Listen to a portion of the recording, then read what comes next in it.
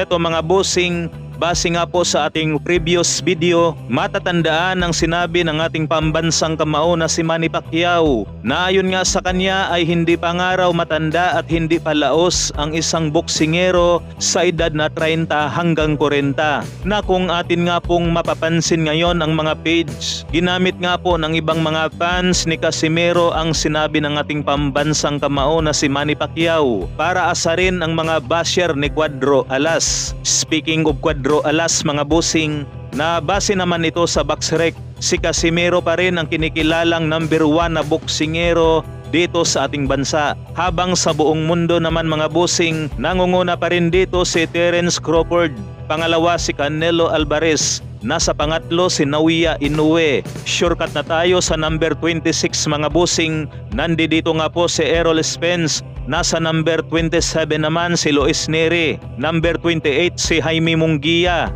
Ito naman ang good news para kay Cuadro Alas, Casimero. Nasa number 29 nga po ito mga bossing.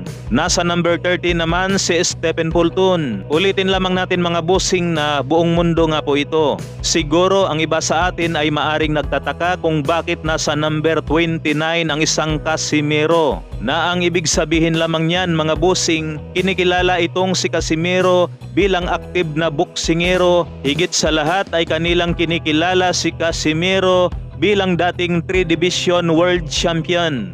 Sa ibang balita naman mga idol, former 2 times interim na si John Ryder.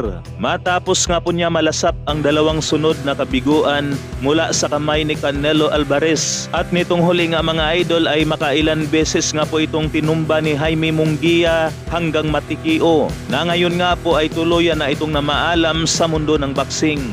Tuluyan na nga pong sinabit ang gloves nitong si John Ryder sa edad lamang na 35. Yan lamang mga idol, hanggang dito na lang, maraming salamat po.